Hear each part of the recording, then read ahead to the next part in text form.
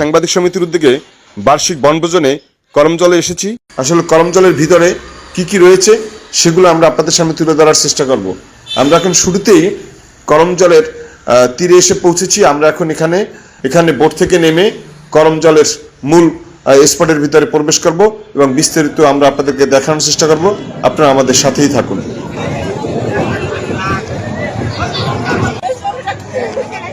করমজলে প্রবেশ করে প্রথমেই এই কাউন্টার থেকে 46 টাকা করে জনপ্রতি টিকিট সংগ্রহ করতে হবে।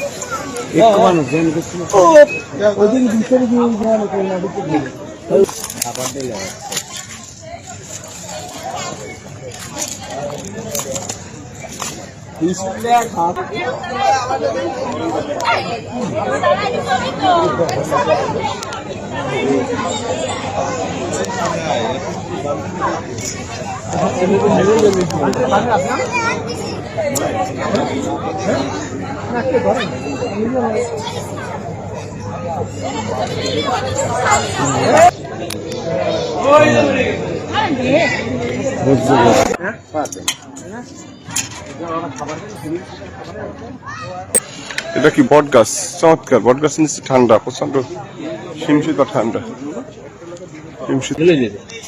কুমির ওই একটা দেখা যায়, আর একটা ওই সোজা। আমার ছবি তুলতেছিলাম। 1226 মিটার সতর্ক করে এই রোড রাস্তা বনের মধ্যে চলাচল করবে। ও শুধু এই জমিতে আসছে,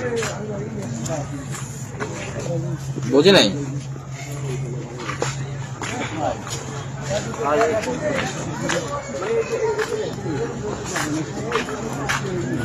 আসবে না বানর আসতে পারে আর কিছু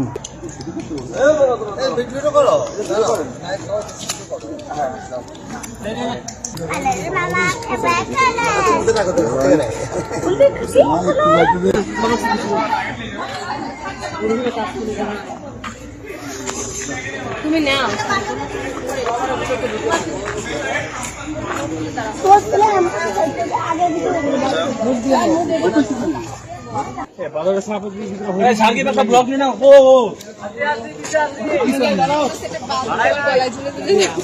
আমারও কেন্দ্রে মনে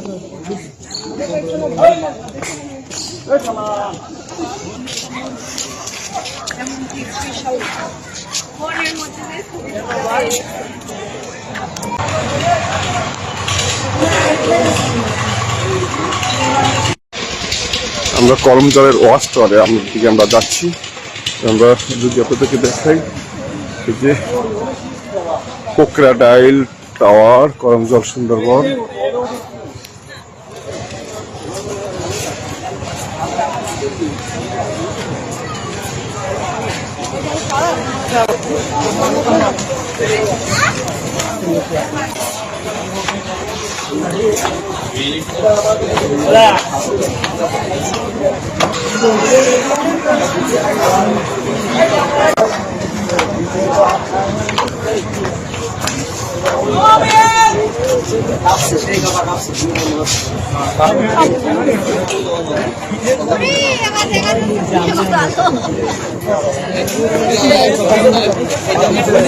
যেখান থেকে পর্যটক করমজলের ওয়াচটা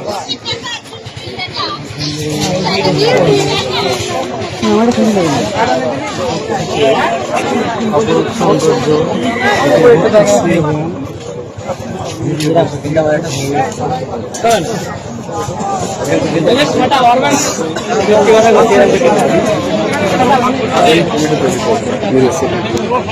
আসলে আলহামদুলিল্লাহ প্রথমে আল্লাহর কাছে শুকর আদায় করতে হয় যে করমজলে আসার মতো তিনি সুযোগ করে দিয়েছেন। করমজলের নাম অনেকবার শুনছি, কিন্তু জীবনে কোনো সময় আসার সুযোগ হয়নি। আজকে করমজলে আসার সুযোগ হয়েছে। আসলে করমজল দেখার মতো প্রাকৃতিক এক অপরূপ সৌন্দর্য লীলাভূমি এই করমজল, এবং এই জায়গায় অনেক কিছু দেখার আছে। বিশেষ করে যে বন্য প্রাণী, আমরা যে বানর দেখলাম, সেই জায়গায় কুমির প্রজনন কেন্দ্র আছে। তাছাড়া করমজলের যে স্পটটাই খুব সুন্দর। আমরা যে ঘাট থেকে উঠলাম করমজলের স্পটে, পর্যটন কেন্দ্রে যে আমরা উঠলাম, সেই যে ঘাটের যে নদীর যে দৃশ্যটা, যে জায়গায় আপনার নিজেও হয়তো দেখছেন অনেকগুলো লঞ্চ এবং বিভিন্ন সুসজ্জায় সজ্জিত যে ট্রলারগুলো, যা দেখতে খুব ভালোই লাগে। এছাড়া আমরা যে ওয়াশ টাওয়ার রয়েছে, মূলত মনোমুগ্ধকর একটা পরিবেশ করমজলের, যা দেখার মতো অনেক কিছু আছে। যদি কেউ আসে, হয়তো তিনি নিজের সশরীরে না আসলে করমজলের যে প্রাকৃতিক যে সৌন্দর্যের লীলাভূমি, এটি তিনি কখনোই উপলব্ধি করতে পারবেন না।